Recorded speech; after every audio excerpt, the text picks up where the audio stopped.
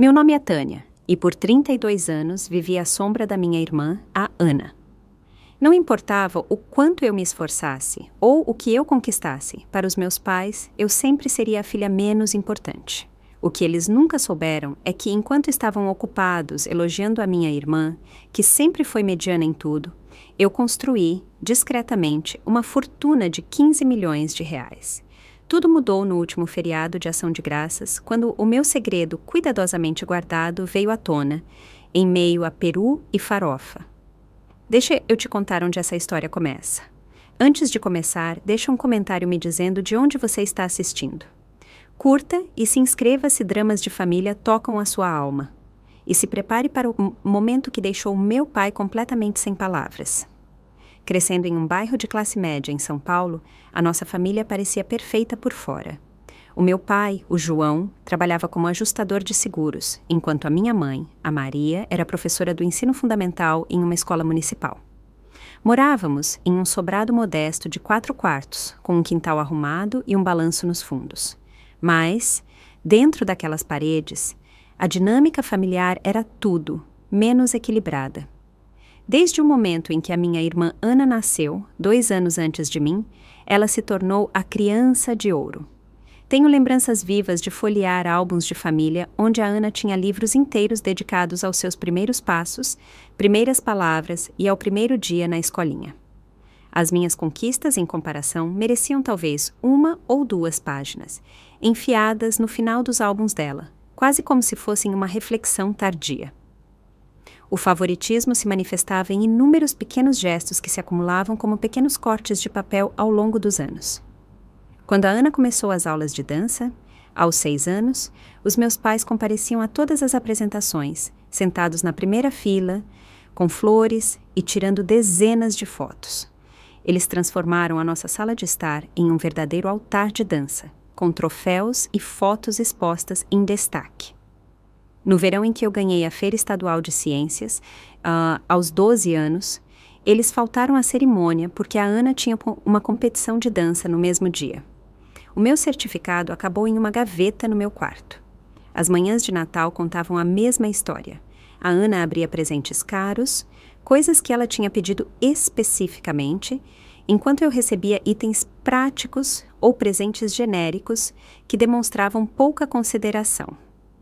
Um ano se destaca dolorosamente na minha memória. A Ana, com 14 anos na época, ganhou um lindo colar de ouro branco com um pingente de safira que combinava com os olhos dela. Eu ganhei um conjunto de livros didáticos sobre cientistas famosos. Não que eu não gostasse de ciência, mas a mensagem era clara. A Ana merecia coisas bonitas, enquanto eu deveria focar em ser prática. Até mesmo a forma como os nossos pais nos disciplinavam diferia dramaticamente. Quando a Ana quebrava o toque de recolher ou era pega mentindo sobre onde tinha estado, os meus pais assentavam para uma conversa gentil sobre fazer escolhas melhores.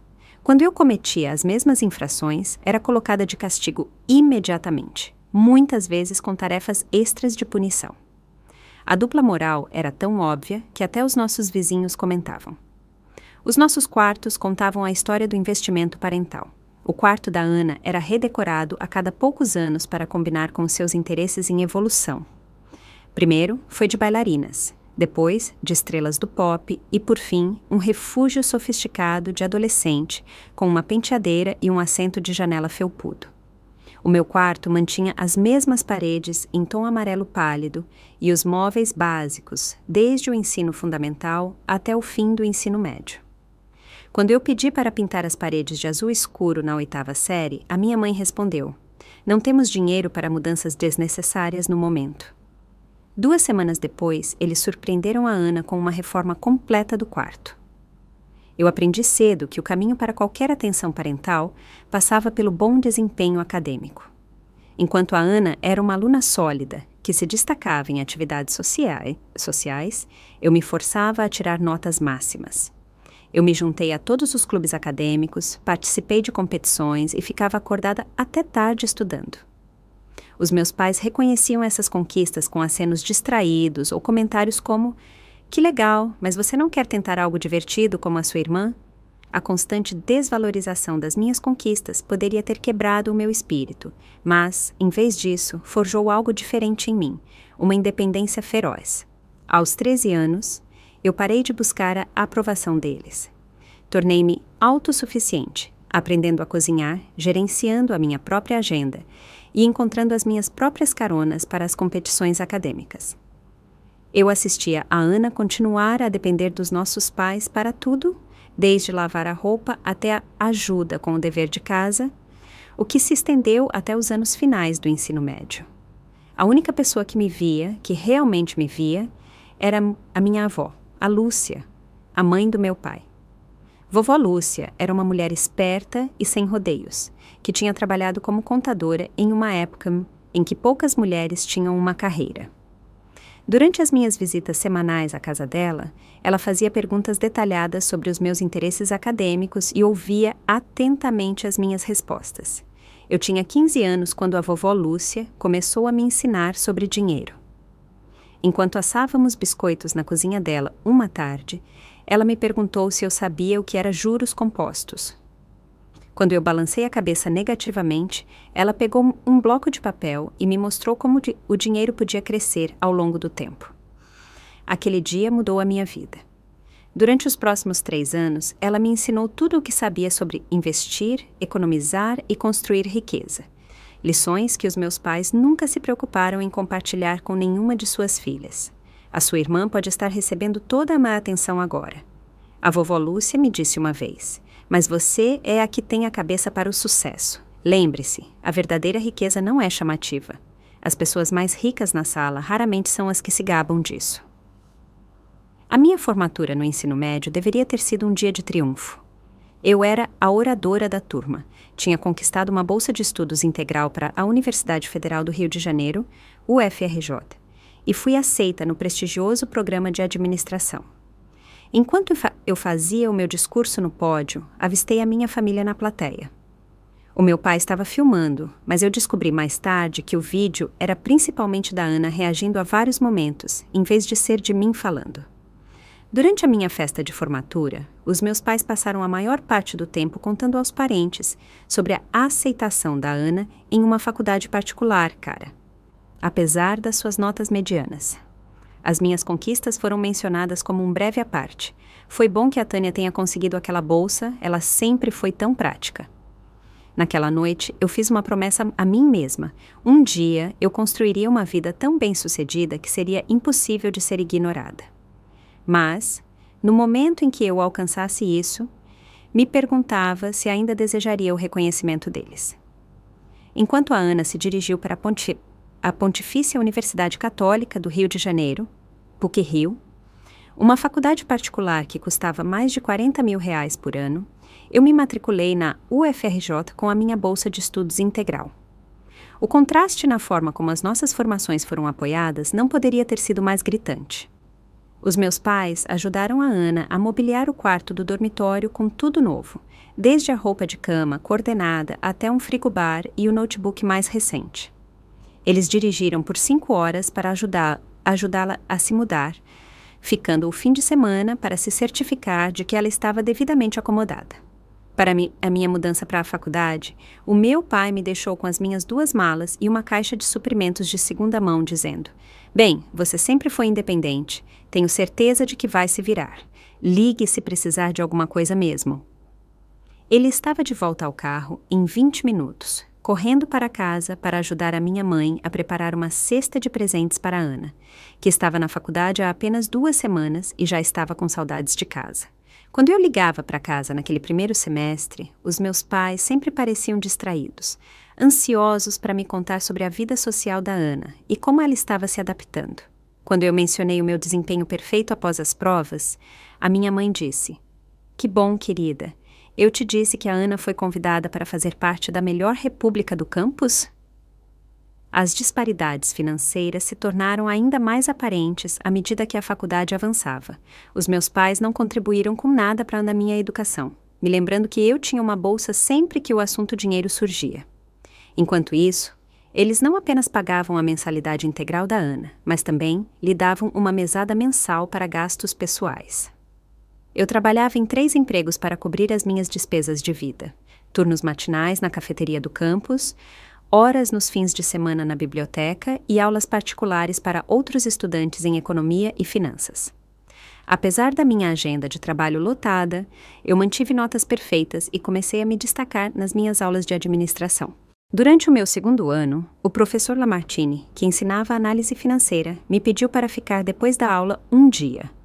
Senhorita Guimarães, ele disse, encostado em sua mesa, eu ensino há 25 anos e raramente vejo o tipo de aptidão para o mercado financeiro que você possui. Você já pensou em onde quer levar esse talento? Essa conversa marcou um ponto de virada. O professor Lamartine se tornou o mentor que eu sempre precisei, me apresentando a contatos da indústria e me recomendando para estágios competitivos. No verão, após o meu 3º ano, eu consegui uma posição na Brasil Investimentos, trabalhando diretamente sob o comando do diretor de estratégia. Enquanto a Ana passava aquele verão viajando pela Europa com o dinheiro dos nossos pais, eu trabalhava 60 horas por semana, absorvendo tudo o que podia sobre estratégias de investimento e análise de mercado. Durante o meu último ano de faculdade, a vovó Lúcia faleceu inesperadamente devido a um derrame. A morte dela me devastou de uma forma que os meus pais não conseguiam entender. Enquanto eles a viam apenas como família, eu tinha perdido a minha apoiadora, a minha mentora e a única pessoa que sempre tinha acreditado plenamente no meu potencial. Um mês após o funeral, eu recebi uma carta do advogado da vovó Lúcia. Ela tinha me deixado 50 mil reais, todas as suas economias. Os meus pais ficaram chocados, pois esperavam que o patrimônio modesto dela fosse dividido igualmente entre todos os membros da família. Você deveria considerar compartilhar isso com a sua irmã, o meu pai sugeriu durante o jantar. A Ana está pensando em fazer uma pós-graduação e esse dinheiro poderia realmente ajudá-la. Eu olhei para ele, incrédula. A vovó Lúcia deixou esse dinheiro para a Ana? Perguntei. Não, mas a família deve se apoiar. A minha mãe interveio. A sua irmã tem sonhos caros e você sempre se virou muito bem sozinha. Pela primeira vez na minha vida, eu os recusei categoricamente. Esta é a minha herança, da única pessoa que apoiou os meus objetivos. Eu disse. Vou usar exatamente como ela teria querido que eu usasse. Eu investi cada centavo daquela herança, usando os princípios que a vovó Lúcia tinha me ensinado. Aquele se tornou o dinheiro semente para o que, eventualmente, se transformaria na minha fortuna. Após a formatura, eu aceitei uma posição na Gestão Capital, na divisão de mercados emergentes. O meu salário inicial era modesto para os padrões de São Paulo, mas a oportunidade de crescimento era substancial. Eu morava em um estúdio minúsculo com 3 colegas de quarto, não gastava nada com luxos e investia 50% de cada salário. Durante aqueles anos iniciais de carreira, eu desenvolvi a reputação de encontrar oportunidades de investimento que os outros perdiam. Enquanto os meus colegas se concentravam em mercados tradicionais, eu pesquisava tecnologias emergentes e empresas de energia sustentável antes que elas se tornassem setores de investimento populares. Aos 26 anos, eu tinha economizado o suficiente para correr um risco calculado. Saí da Gestão Capital e abri a minha própria firma de investimentos, a Estratégia Teo. O nome era intencionalmente neutro, para não anunciar que uma jovem mulher estava no comando. Eu me concentrei em um nicho específico, identificando empresas subvalorizadas com tecnologias inovadoras e forte liderança feminina. O meu primeiro grande avanço veio quando eu investi pesadamente em uma startup de biotecnologia liderada por uma mulher, que tinha desenvolvido uma ferramenta de diagnóstico revolucionária. Quando a empresa foi adquirida no ano seguinte, o meu investimento inicial se multiplicou em 10 vezes. Aos 27 anos, o meu patrimônio líquido tinha ultrapassado a marca de R$1 milhão, embora ninguém na minha família tivesse a menor ideia. Eu me mudei para um apartamento confortável, mas não extravagante, em São Paulo, e limitei o meu contato com a minha família a visitas de feriados e chamadas telefônicas ocasionais. Durante essas interações, os meus pais continuaram o seu padrão de vida.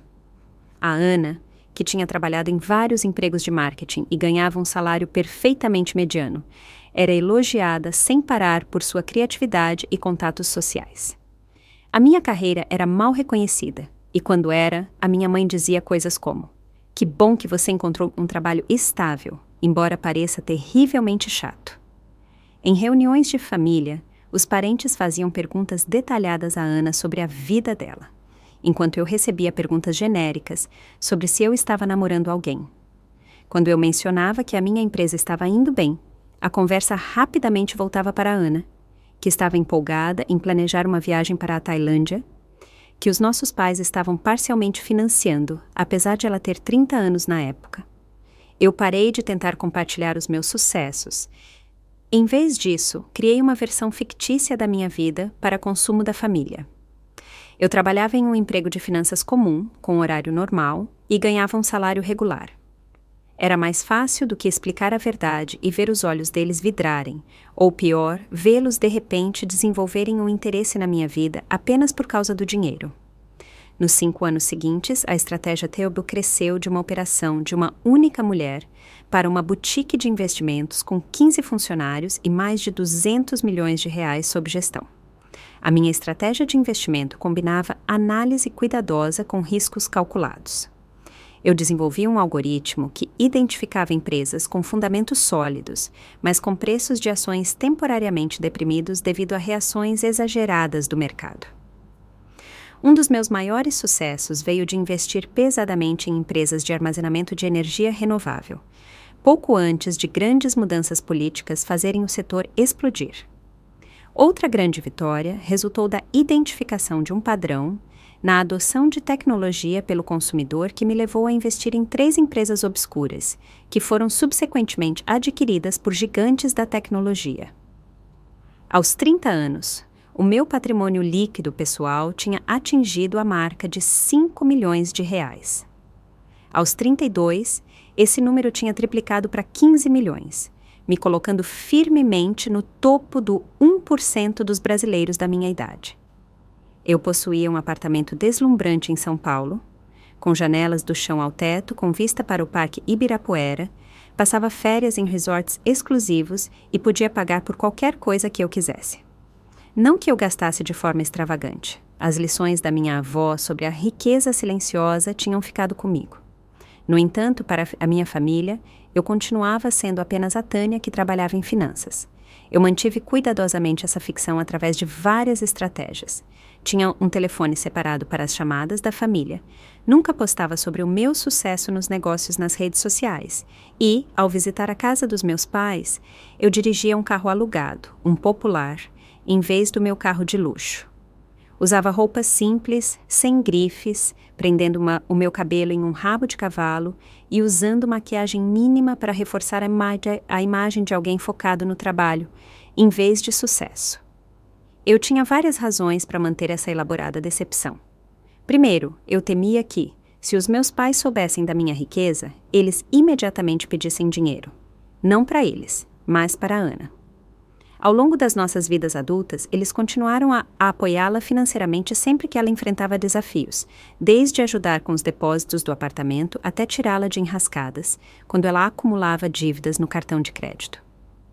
Em segundo lugar, e talvez mais importante, eu não queria ser valorizada de repente apenas pelo meu dinheiro, depois de ter sido ignorada a minha vida inteira.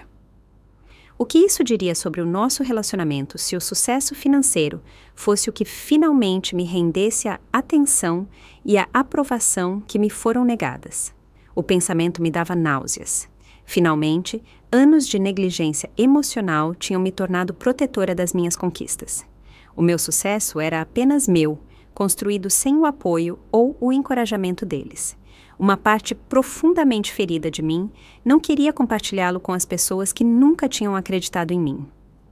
Em São Paulo, eu vivia uma vida inteiramente diferente. Eu fazia parte de conselhos de startups de tecnologia, era apresentada em publicações de negócios e participava de eventos exclusivos da indústria. Eu tinha roupas de grife e joias finas que nunca usava perto da família. Eu namorava homens bem-sucedidos que entendiam ambição e dedicação. As minhas 2 vidas nunca se cruzavam e eu me tornei hábil em alternar entre elas. O último Natal ofereceu um exemplo perfeito dessa performance. Eu voei para casa por 3 dias, levando presentes de preço modesto e usando jeans e blusas simples.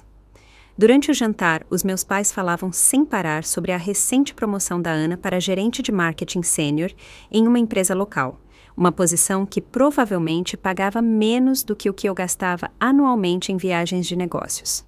Não é maravilhoso? A minha mãe disse, apertando a mão da Ana. Eles deram a ela um bônus de R$ 5.000. Eu assenti e sorri, sem mencionar que eu tinha doado 50 vezes essa quantia para uma iniciativa de programação para meninas na semana anterior. Quando meu pai perguntou sobre o meu trabalho, eu dei uma resposta deliberadamente vaga sobre projetos que estavam indo bem, o que o levou a dizer: bem, contanto que você esteja estável, é o que importa. Nem todo mundo precisa subir a escada corporativa. Eu tinha me acostumado tanto com essa dinâmica que raramente me incomodava mais. Ou era o que eu dizia a mim mesma. Mas isso mudou quando eu conheci o Michel, um arquiteto bem-sucedido com a sua própria firma. O Michel percebeu as minhas paredes cuidadosamente construídas desde o nosso primeiro encontro. Após 3 meses de namoro, ele fez a pergunta que ninguém tinha se preocupado em fazer antes. Por que você minimiza o seu sucesso perto da sua família? A pergunta me pegou de surpresa. Estávamos jantando no meu apartamento e eu tinha acabado de encerrar uma ligação com a minha mãe, na qual eu tinha mais uma vez evitado perguntas sobre o meu trabalho com respostas intencionalmente chatas. Eu não minimizo, eu disse automaticamente. Eles simplesmente não se interessam por finanças. O Michel me deu um olhar de quem sabia. Tânia, você é uma das pessoas mais bem-sucedidas que eu conheço. Você gerencia centenas de milhões em ativos. Foi perfilada na Forbes. E mesmo assim, acabou de dizer à sua mãe que teve um dia normal no escritório, checando planilhas. Quando eu não respondi, ele continuou mais gentilmente. Não estou te julgando. Só estou curioso para saber por que você esconde uma parte tão grande de si mesma deles. Naquela noite, eu contei ao Michel a história completa da minha infância e dos anos de negligência emocional. Ele ouviu sem interrupção e, quando eu terminei, ele disse algo que ressoou profundamente. Viver 2 vidas separadas deve ser exaustivo. Em algum momento, você não quer simplesmente ser você mesma por completo? A pergunta dele ficou comigo por semanas.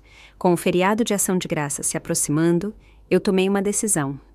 Eu não anunciaria a minha riqueza ou sucesso de forma dramática, mas eu pararia de escondê-lo ativamente.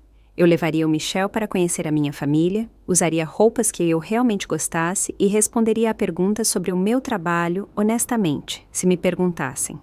Como um pequeno passo em direção à autenticidade, eu comprei uma televisão nova para os meus pais. Um modelo bom, mas não extravagante. Era algo que eles precisavam, pois a televisão atual deles tinha mais de 10 anos e representava uma pequena fração do que eu realmente poderia me dar ao luxo de lhes dar. Ainda assim, era mais caro do que os meus presentes genéricos habituais, e eu me sentia ao mesmo tempo nervosa e animada com esse pequeno passo em direção à honestidade. A viagem de São Paulo para o Rio de Janeiro na quarta-feira, antes do feriado de Ação de Graças, me encheu de uma ansiedade familiar, apesar da presença tranquilizadora do Michel. Quando entramos na rua dos meus pais, eu notei imediatamente o Audi novo da Ana estacionado na garagem.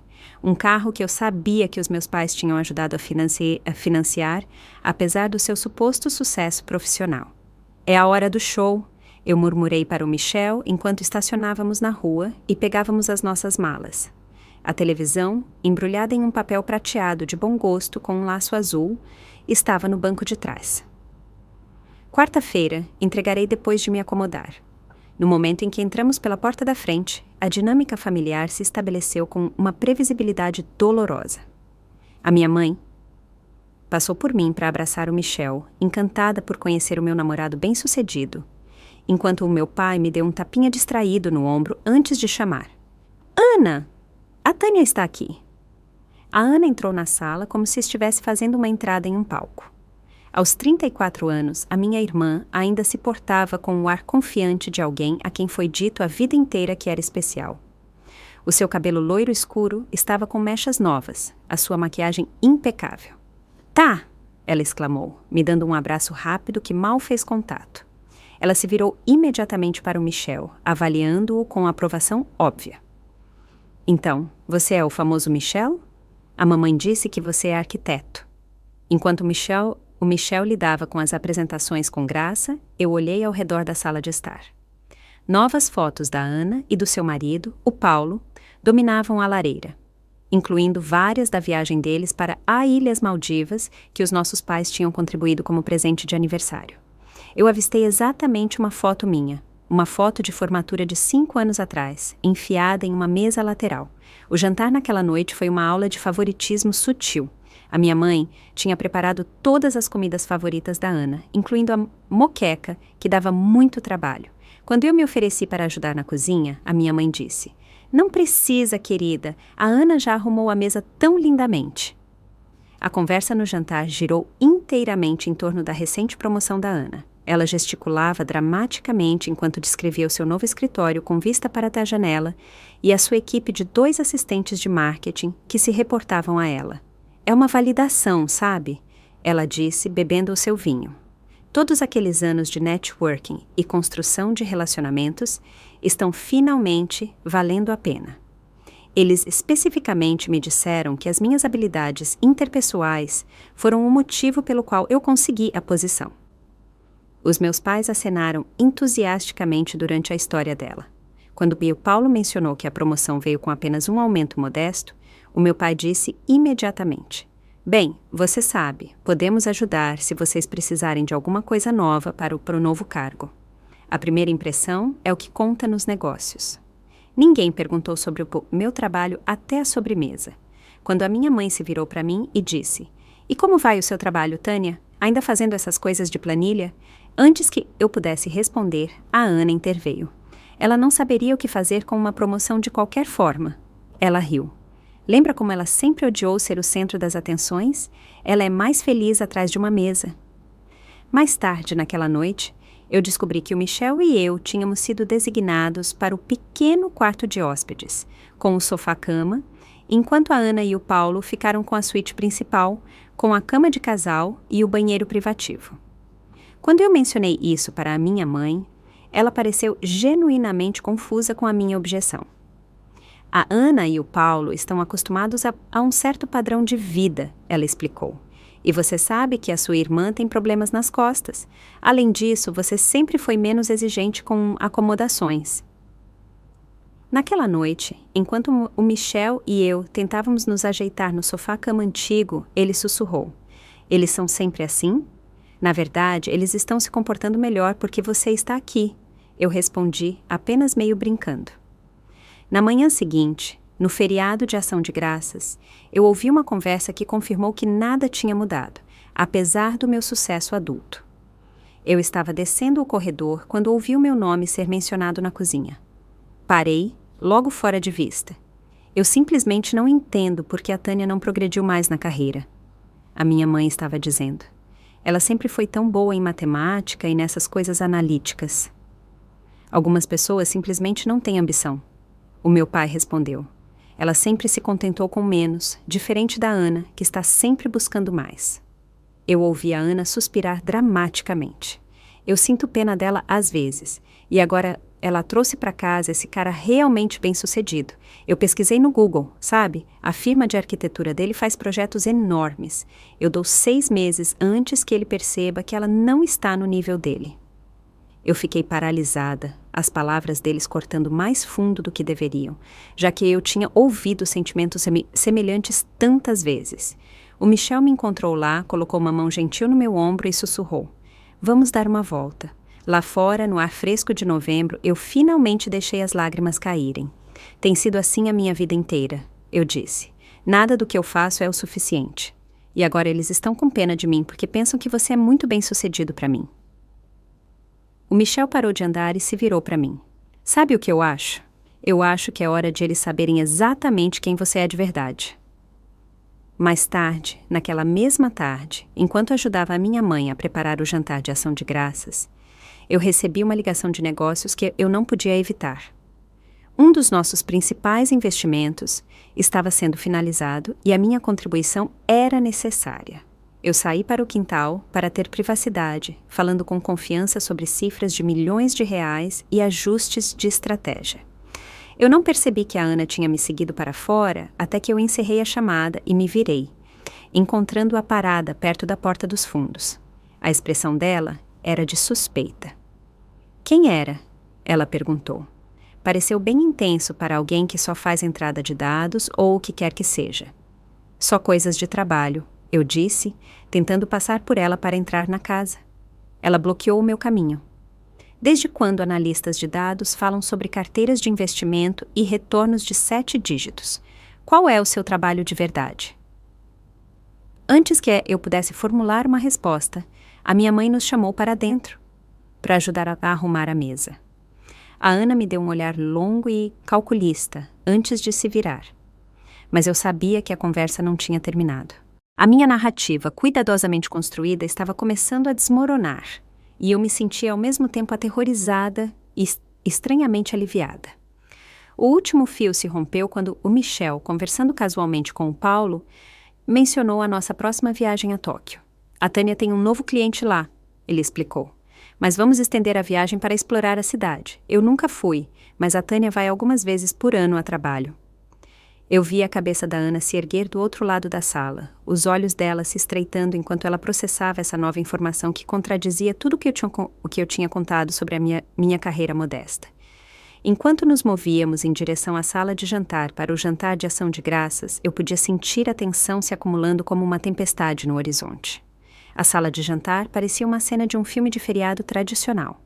A minha mãe tinha usado a sua melhor toalha de mesa, aquela com folhas de outono bordadas que a minha avó tinha lhe dado anos atrás. A louça boa, que só aparecia em ocasiões especiais, estava precisamente disposta em cada lugar. Um peru dourado estava no centro da mesa, cercado por todos os acompanhamentos clássicos. Purê de batata fofinho, molho rico, farofa crocante, salada de maionese e rolinhos de pão ainda quentinhos do forno. Nós nos sentamos, com o meu pai na cabeceira da mesa, a minha mãe no pé e os casais em cada lado. O meu pai fez uma breve oração agradecendo a Deus pela família e pela abundância. Palavras que pareciam estranhamente proféticas, dado o que estava prestes a se desenrolar. Os primeiros 15 minutos transcorreram de forma agradável, com os comentários habituais sobre o quão úmido estava o Peru e reminiscências sobre feriados de ação de graças passados. A minha mãe direcionou a maioria das suas perguntas para a Ana e o Paulo, perguntando sobre os planos deles de reformar a cozinha e se eles ainda estavam considerando começar uma família em breve. A Ana acabou de fazer 34, ainda há muito tempo, a minha mãe disse, apertando a mão da minha irmã. Mas netos seriam uma bênção tão grande. Ninguém mencionou que eu tinha 32 anos e que também poderia estar considerando ter uma família. O Michel me olhou por cima do molho de cranberry e me deu um sorriso encorajador. À medida que a fome inicial foi satisfeita e os pratos estavam sendo reabastecidos, o meu pai se virou para o Michel com interesse genuíno. Então, nos conte mais sobre essa sua firma de arquitetura. O seu site parece impressionante. Que tipo de projetos você costuma fazer? Enquanto o Michel descrevia a recente reforma de um museu que a sua firma tinha concluído, eu saí discretamente para pegar a televisão embrulhada no carro. Ao voltar para a sala de jantar, coloquei o pacote grande contra a parede e voltei para a mesa. O que é isso? A minha mãe perguntou, notando o presente. Só uma lembrancinha para você e para o pai. Eu disse, tentando parecer casual. Um presente de Natal adiantado, mas eu pensei que vocês poderiam gostar de usá-lo para os jogos de futebol do feriado. Quando o jantar terminou, eu levei o pacote para os meus pais. Eles pareciam surpresos, já que os meus presentes eram tipicamente pequenos e práticos. Livros ou utensílios de cozinha que custavam menos de R$50. O meu pai rasgou o papel de embrulho para revelar uma Smart TV de 55 polegadas. Não era o modelo mais caro disponível, mas certamente uma melhoria significativa em relação ao antigo aparelho deles. As sobrancelhas dele se levantaram enquanto ele lia as especificações na caixa. Tânia, isso é demais, a minha mãe disse, parecendo confusa. Isso deve ter custado uma fortuna. Estava em promoção. Eu menti instintivamente e depois me corrigi. Na verdade, não estava. eu só queria dar algo legal a vocês. Como você pode pagar por algo assim? O meu pai perguntou, o tom dele em algum lugar entre preocupado e desconfiado. Isso custa mais de R$1.000. Eu me viro bem no trabalho, eu disse cuidadosamente. A Ana, que estava examinando a caixa com os olhos estreitados, pegou o seu celular. O número do modelo era visível na embalagem e eu percebi, com um sentimento de afundamento, o que ela estava fazendo. R$1.500, ela anunciou depois de uma busca rápida. Tânia, isso é mais do que o aluguel de um mês para algumas pessoas. Desde quando você pode pagar por presentes assim com um salário de analista de nível médio? Eu senti a mão do Michel no meu joelho debaixo da mesa, uma demonstração silenciosa de apoio. Respirando fundo, eu decidi me aventurar na verdade, testando as águas. Eu, na verdade, tenho me saído muito bem no trabalho. Eu comecei. A minha empresa se expandiu significativamente nos últimos anos e agora estou em uma posição de liderança. Liderança? A Ana bufou. No último Natal, você nos disse que ainda estava fazendo o mesmo trabalho com o qual começou. Eu simplifiquei as coisas, eu admiti. A verdade é que eu tenho a minha própria firma de investimentos e nós somos bastante bem-sucedidos. Um silêncio confuso caiu sobre a mesa. O meu pai me encarou como se eu tivesse começado a falar em um idioma estrangeiro. A minha mãe olhou para Ana como se buscando a sua interpretação dessa informação. Do que você está falando? A Ana exigiu. Você nunca mencionou ter uma empresa. Enquanto essa conversa desconfortável se desenrolava, os polegares da Ana estavam ocupados em seu celular. Eu percebi que ela estava me procurando no Google. E, ao contrário dos anos anteriores, eu não tinha feito nenhum esforço para pedir a publicações profissionais que usassem o meu nome do meio ou evitassem fotografias em perfis recentes. A cor escoou do rosto da Ana enquanto ela olhava para a sua tela. Então, em um movimento repentino que fez todos pularem, ela bateu o seu celular na mesa e se levantou. Tânia Guimarães, CEO da Estratégia T-Buddy. Ela leu da sua tela, a sua voz aumentando a cada palavra. Uma boutique de investimentos que gerencia mais de R$200 milhões em ativos, perfilada na Forbes 30 abaixo de 30 na edição de finanças, nomeada uma das mulheres mais influentes de São Paulo nos negócios no ano passado. Ela levantou o olhar do celular, o rosto contorcido de descrença e raiva crescente. Todos esses anos você tem estado. O quê? Secretamente rica, enquanto nós estávamos lutando para pagar as prestações da casa e eu tive que implorar à mamãe e ao papai para ajudar com o financiamento do carro, eu permaneci calma, embora o meu coração estivesse batendo forte. Não é exatamente um segredo, eu só não discuti isso com a família. Não discutiu? A Ana quase gritou agora. Você nos deixou pensar que era uma funcionária de escritório comum, enquanto você vale, meu Deus. Ela olhou de volta para o celular e os olhos dela se arregalaram ainda mais. R$15 milhões? A sala de jantar ficou completamente silenciosa. O meu pai ficou paralisado, o garfo suspenso a meio caminho da boca, completamente sem palavras. A minha mãe fez um pequeno som de engasgo e pegou o seu copo de água com a mão trêmula. 15 milhões, a Ana repetiu, a sua voz agora um sussurro perigoso. Todos esses anos, a mamãe e o papai têm me ajudado enquanto você sentava em uma fortuna. Quão egoísta você pode ser?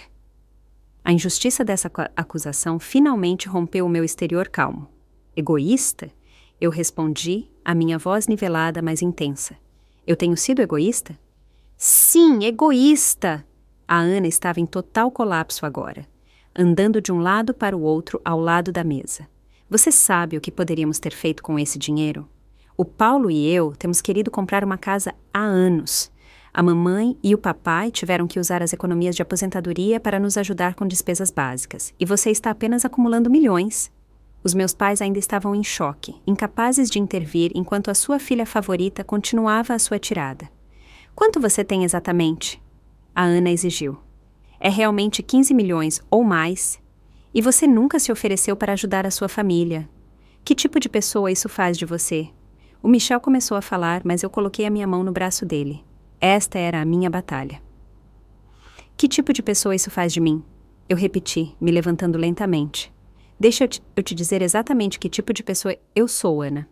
Eu sou o tipo de pessoa que foi ignorada a vida inteira pela sua própria família.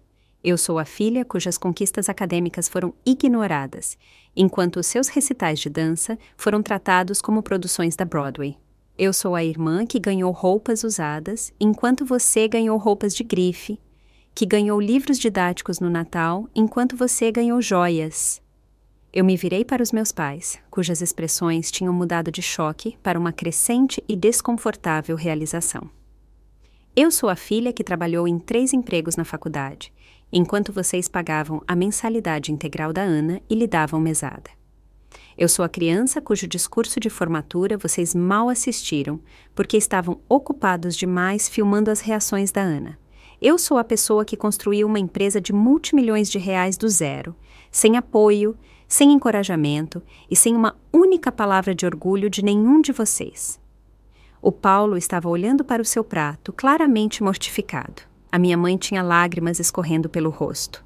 O meu pai ainda não tinha falado. A boca dele ligeiramente aberta, como se as palavras estivessem presas em sua garganta em algum lugar. E agora, eu disse, a minha voz firme, apesar da emoção que me invadia, agora que vocês descobriram que eu tenho dinheiro, de repente eu sou interessante. De repente, eu sou importante o suficiente para ser reconhecida.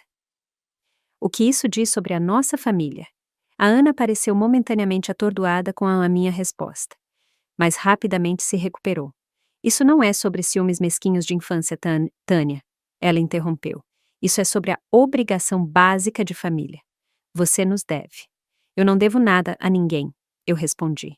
O dinheiro que eu tenho, eu ganhei com o meu próprio trabalho duro e decisões estratégicas.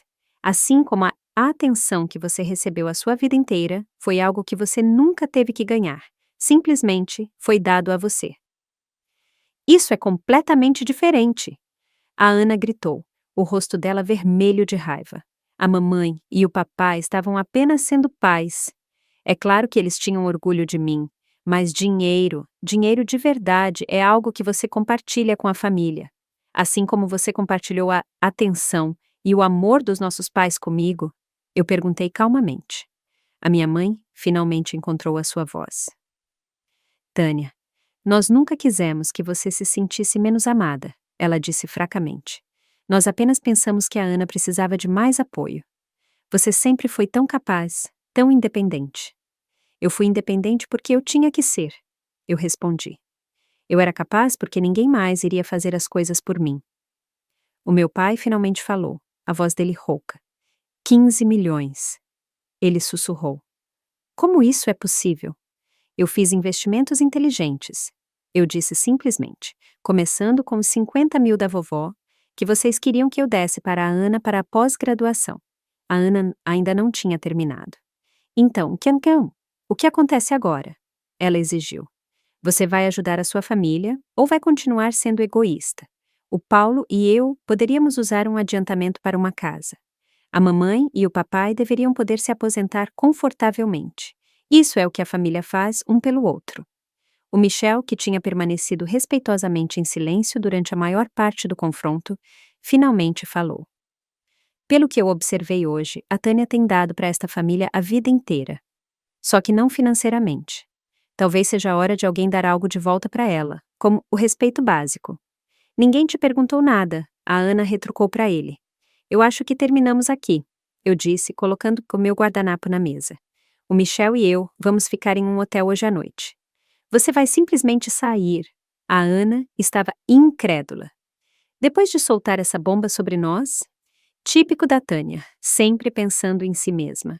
Enquanto eu pegava essa minha bolsa e o meu casaco, eu me virei para dar uma última olhada na minha família.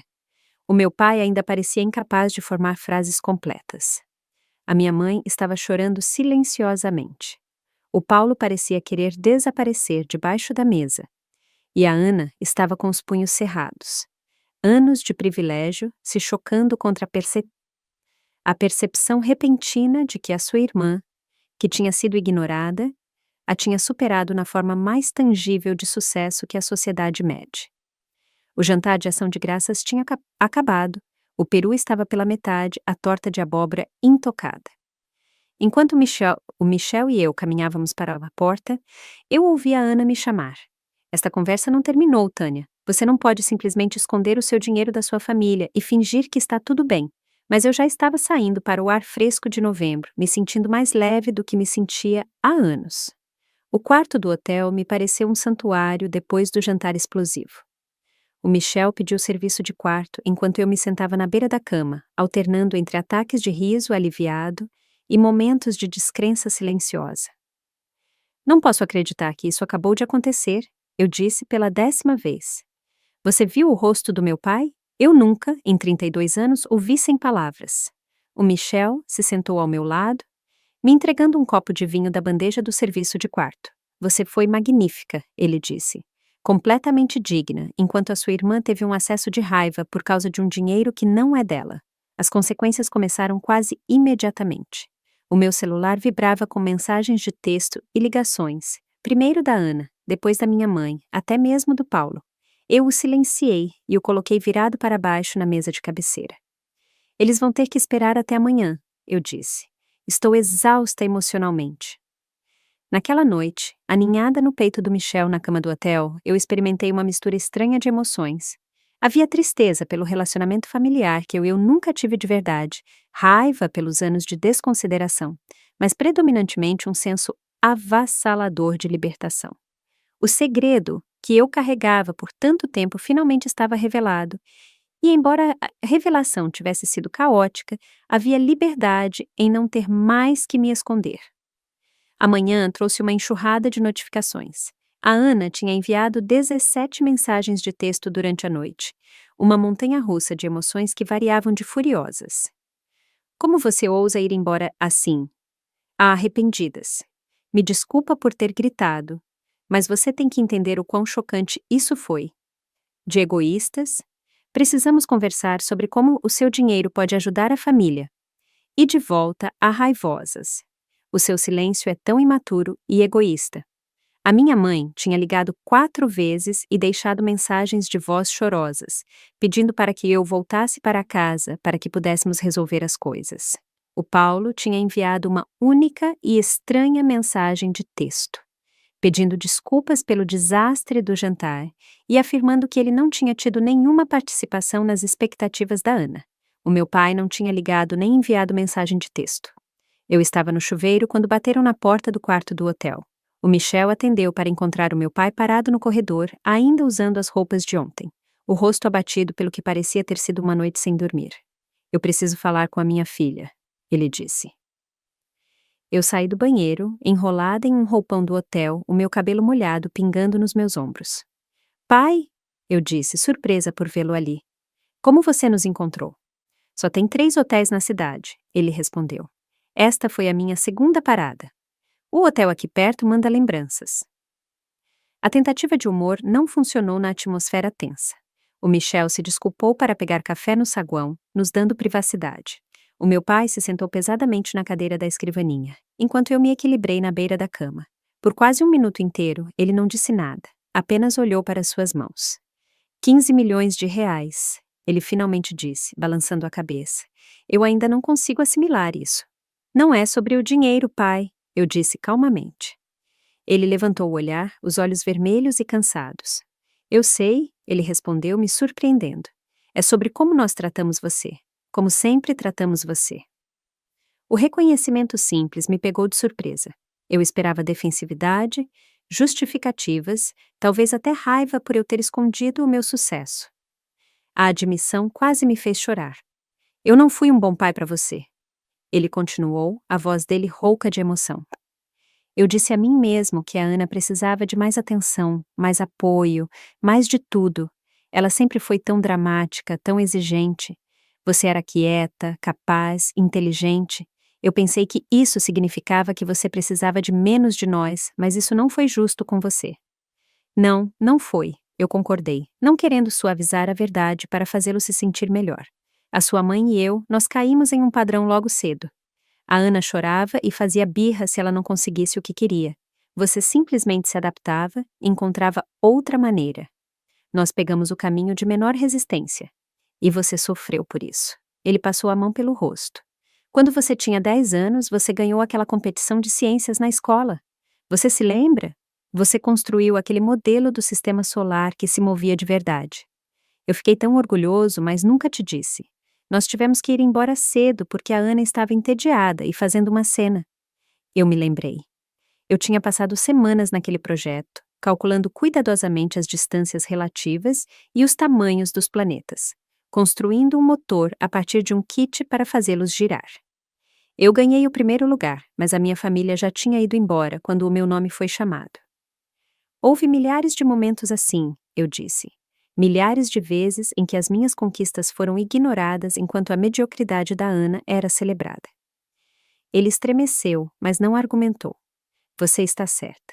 E agora você se tornou mais bem-sucedida do que poderíamos ter imaginado e nós perdemos isso. Nós perdemos toda a sua jornada. Teria importado se eu não fosse bem-sucedida? Eu perguntei. Se eu fosse apenas uma analista comum, ganhando uma vida decente, estaríamos tendo essa conversa? Ou a Ana ainda seria o centro do universo familiar? Ele não teve resposta para isso. A nossa conversa foi interrompida pelo meu celular tocando. A minha mãe ligando de novo. Eu recusei a chamada, mas momentos depois, o celular do meu pai tocou. Ele atendeu, falando em tons baixos, a sua expressão ficando cada vez mais desconfortável. Elas estão na casa, ele disse depois de desligar. A sua mãe e a Ana, elas querem falar com você, todos nós como uma família. Sobre o meu dinheiro, eu adivinhei. Ele não conseguiu me olhar nos olhos, o que foi uma resposta suficiente.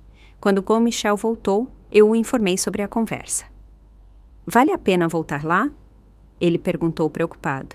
Você não deve a eles outro confronto. Eu pensei cuidadosamente sobre isso. Uma parte de mim queria fazer o check-out do hotel e dirigir direto de volta para São Paulo, deixando a bagunça para trás. Mas outra parte, a parte que tinha passado a vida inteira buscando o reconhecimento da minha família, queria uma solução. Eu acho que eu preciso terminar isso, eu disse. Estabelecer limites de uma vez por todas. De volta à casa dos meus pais, eu encontrei a minha mãe e a Ana esperando na sala de estar. A minha mãe correu para me abraçar, mas eu me afastei, mantendo distância. Vamos apenas conversar, eu disse. A Ana claramente tinha chorado. A maquiagem dela borrada e os olhos inchados, mas a sua mandíbula cerrada me disse que ela estava longe de aceitar a situação. Eu quero pedir desculpas pela forma como eu reagi ontem. Ela começou, a sua voz controlada. Foi um choque descobrir que a minha irmã é secretamente rica enquanto nós estávamos lutando. Eu assisti você receber apoio da família a sua vida adulta inteira. Eu respondi.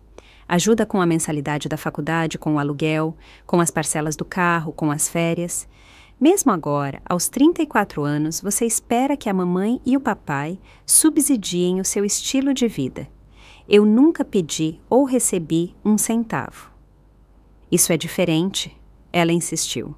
Eles ofereceram essa ajuda porque eles me amam. E porque eu não precisava, eu não mereço o mesmo amor? Eu perguntei. A minha mãe interveve, a voz suplicante. Nós amamos vocês duas da mesma forma, Tânia. Nós apenas mostramos isso de forma diferente. Vocês não mostraram para mim de forma alguma, eu disse diretamente. Toda a minha infância é um estudo de caso de favoritismo. Isso não é justo, a minha mãe protestou. Nós estávamos presentes para você também. Nomeie uma das minhas conquistas que você celebrou tão entusiasticamente quanto os recitais de dança da Ana. Eu desafiei. Uma vez que você colocou as minhas necessidades antes das dela. O silêncio foi condenatório. A Ana, ficando frustrada com a direção da conversa, foi direto à sua verdadeira preocupação. Olha, o que aconteceu no passado já passou. Nós somos adultos agora. A questão é, o que você vai fazer para ajudar a sua família agora que nós sabemos que você pode? O privilégio na voz dela era impressionante. Nada, eu disse simplesmente. Nada, ela repetiu incrédula. Você tem 15 milhões de reais e não vai fazer nada pela sua família? O que você já fez por mim? Eu perguntei. Além de competir por atenção, desvalorizar as minhas conquistas e agora exigir acesso ao meu dinheiro? É isso que as famílias fazem, Tânia. Ela quase gritou. Elas se apoiam. Sim, elas fazem, eu concordei. Mas não é apoio que você está pedindo. É ter o direito a algo que você não ganhou. Se a mamãe e o papai precisassem de cuidados médicos ou estivessem perdendo a casa, isso seria diferente. mas você quer o meu dinheiro porque acha que merece um estilo de vida melhor do que o que você mesma conquistou. A conversa se deteriorou a partir daí. A Ana se tornou cada vez mais hostil, alternando entre tentativas de me fazer sentir culpada, exigências diretas e, finalmente, ameaças de me cortar da família se eu não compartilhasse a minha riqueza. A minha mãe chorou e implorou por paz, enquanto falhava em abordar as questões centrais. O meu pai ficou em silêncio, ocasionalmente tentando moderar, mas na maioria das vezes parecendo derrotado. Após 1 hora de argumentos circulares que não resolveram nada, o Michel e eu pegamos os nossos pertences e nos preparamos para ir embora. Enquanto caminhávamos para a porta, o meu pai nos seguiu para fora, até o carro. Me desculpe, ele disse simplesmente, por tudo, por 32 anos de ter feito a coisa errada. Eu assenti, incapaz de formular uma resposta que abrangesse a complexidade dos meus sentimentos. Nós dirigimos de volta para São Paulo naquela tarde, 3 dias antes do planejado.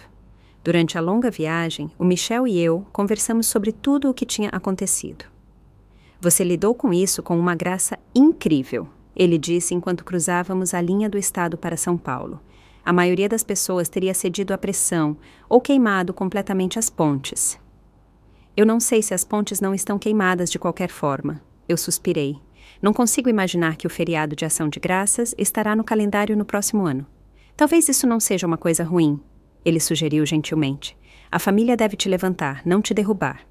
Às vezes, a família que nós escolhemos é mais importante do que a família em que nascemos. A semana após o feriado de Ação de Graças trouxe as consequências. Os meus pais ligavam diariamente, a abordagem deles evoluindo de defender a Ana para lentamente reconhecer o seu papel na criação da dinâmica familiar.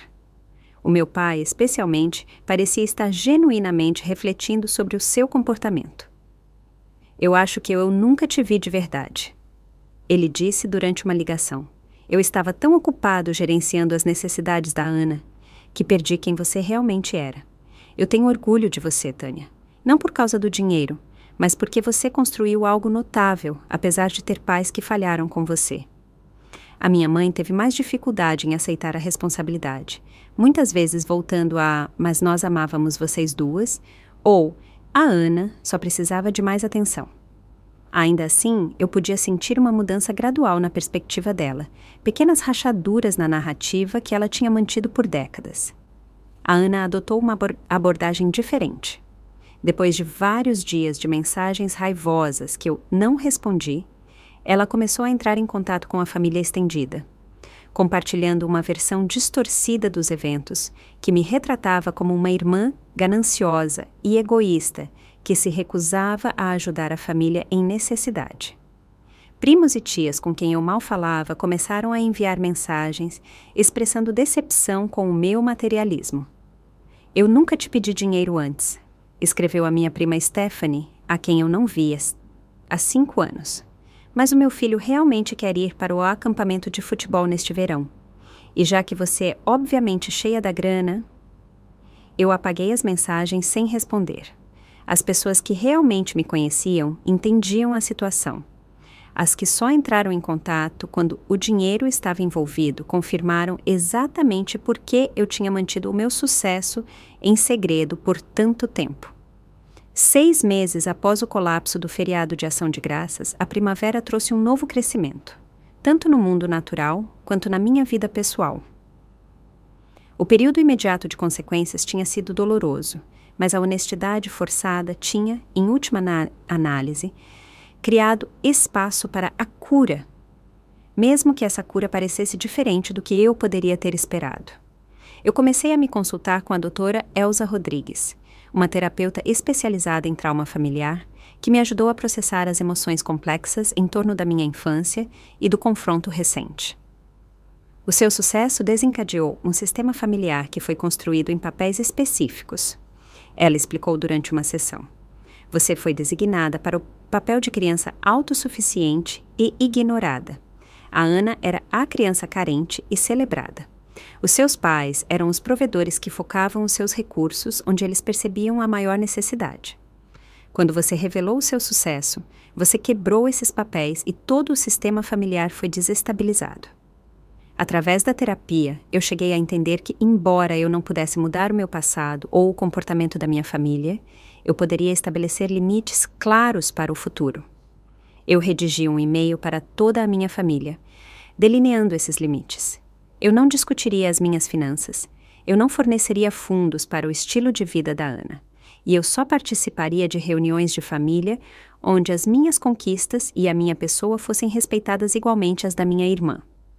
A resposta a esses limites variou dramaticamente. A Ana basicamente cortou o contato, enviando uma última mensagem ofensiva, me acusando de destruir a família com o meu egoísmo. Eu bloqueei o número dela no mesmo dia, uma decisão que trouxe alívio imediato. O meu relacionamento com os meus pais evoluiu para algo mais limitado, mas também mais honesto. Nós falávamos ao telefone a cada poucas semanas, evitando cuidadosamente tópicos que pudessem desencadear padrões antigos. O meu pai fez esforços genuínos para mostrar interesse na minha vida e no meu trabalho, fazendo perguntas ponderadas sobre a minha empresa e reconhecendo a minha experiência. Eu realmente não entendi o que você estava construindo. Ele me disse durante uma ligação. Eu apenas presumi que quando você disse finanças, você queria dizer alguma posição de nível de entrada, mexendo com papéis. Eu sinto muito por nunca ter pedido detalhes. A minha mãe teve mais dificuldade com o ajuste. Ela continuava a mencionar a Ana, frequentemente lamentando a ruptura entre as irmãs e ocasionalmente sugerindo que um presente financeiro meu poderia ajudar a curar o relacionamento. Mãe, eu disse com firmeza durante uma dessas conversas. O meu relacionamento com a Ana estava quebrado muito antes do dinheiro entrar em cena. Eu não vou usar os meus recursos para comprar uma irmandade falsa. Após cuidadosa consideração, eu tomei uma decisão financeira em relação à minha família. Eu estabeleci um fundo de educação para os filhos da Ana, o meu sobrinho e a minha sobrinha, que cobriria as despesas da faculdade deles quando eles atingissem a maioridade. O fundo foi estruturado para que o dinheiro só pudesse ser usado para educação, sem a possibilidade de a Ana acessá-lo para outros fins. Quando eu contei aos meus pais sobre o fundo, o meu pai expressou gratidão genuína. Isso é incrivelmente generoso, Tânia, especialmente por tudo com o que aconteceu, ele disse. Eu amo essas crianças. Eu respondi simplesmente. O futuro delas não deve ser limitado por conflitos de adultos. O meu relacionamento com o Michel se aprofundou ao longo desse período de turbulência familiar. Ele tinha me visto no meu momento mais vulnerável e mais poderoso, testemunhando tanto as feridas da minha infância quanto a força que eu tinha desenvolvido em resposta a elas. 6 meses após o feriado de Ação de Graças, ele me pediu em casamento durante uma viagem de fim de semana para o interior de Minas Gerais, me apresentando um anel de esmeralda vintage que não poderia ter sido mais perfeito se eu mesma o tivesse desenhado. Você acha que um dia teremos filhos? Ele perguntou enquanto estávamos deitados na cama naquela noite, a minha cabeça no peito dele, o novo anel captando a luz da lua que entrava pela janela.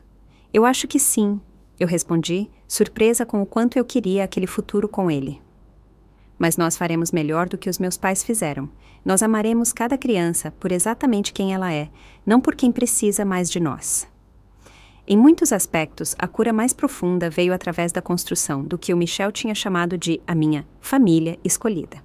Os meus amigos próximos, principalmente aqueles que sabiam sobre o meu sucesso o tempo todo, forneceram o apoio incondicional que eu nunca encontrei em casa. Nós celebramos feriados juntos, criamos novas tradições e construímos conexões baseadas em respeito mútuo, em vez de obrigação ou história. Talvez o desenvolvimento mais inesperado tenha sido a minha mudança de relacionamento com o dinheiro em si. Por anos, a minha riqueza tinha sido uma fonte secreta de validação, uma prova concreta de que eu tinha tido sucesso, apesar da falta de fé da minha família em mim. Após o confronto, eu comecei a vê-la de forma diferente. Não como um placar, mas simplesmente como uma ferramenta que proporcionava segurança e opções. Eu aumentei a minha filantropia, focando particularmente em organizações que apoiavam jovens mulheres em finanças e tecnologia. Eu orientei aspirantes a empreendedoras, compartilhando tanto conhecimento quanto, em alguns casos, dinheiro semente para empreendimentos promissores. A alegria que eu encontrei em ajudar os outros a construírem os seus sonhos superou em muito a satisfação vazia de acumular riqueza em segredo. No momento em que o próximo feriado de Ação de Graças se aproximava, eu tinha aprendido várias lições profundas com a experiência. Primeiro, a honestidade, embora às vezes dolorosa, é, em última análise, menos exaustiva do que a pretensão. Viver uma vida dupla tinha consumido uma enorme energia emocional que eu agora podia direcionar para atividades mais gratificantes. Segundo, o dinheiro não cria falhas de caráter. Ele as revela. Aqueles que sempre me valorizaram continuaram a fazê-lo, independentemente do meu status financeiro. Aqueles que de repente mostraram interesse quando souberam da minha riqueza sempre foram transacionais em sua abordagem aos relacionamentos. Terceiro, e talvez mais importante, eu aprendi que o meu valor nunca dependeu do reconhecimento da minha família. Eu passei décadas buscando validação de pessoas que eram constitucionalmente incapazes de fornecê-la. Esse reconhecimento tinha que vir de dentro, de saber o meu próprio valor, independentemente da afirmação externa. A jornada não tinha terminado, é claro. Os sistemas familiares não se transformam da noite para o dia e feridas antigas não curam completamente em questão de meses. Mas eu tinha encontrado um caminho para o futuro que honrava tanto as minhas experiências passadas quanto as minhas possibilidades futuras. Eu tinha parado de permitir que eu mesma fosse definida pelo que a minha família não podia me dar e comecei a abraçar o que eu podia criar para mim mesma. Eu sempre seria a garota que cresceu à sombra da sua irmã, mas eu também me tornei a mulher que se colocou em sua própria luz. E essa era uma história que valia 15 milhões de reais. Você já teve que confrontar membros da família sobre tratamento desigual? Eu adoraria ouvir as suas histórias nos comentários abaixo. Se este vídeo ressoou com você, por favor, clique no botão curtir e se inscreva para ouvir mais histórias sobre superar desafios familiares e encontrar o seu próprio valor. Compartilhe isso com alguém que possa precisar ouvir que o valor dela não é determinado pela validação familiar. Obrigada por ouvir a minha jornada. E lembre-se, às vezes a coisa mais poderosa que você pode fazer é simplesmente ser dona da sua verdade. Não importa o quão desconfortável isso deixe os outros.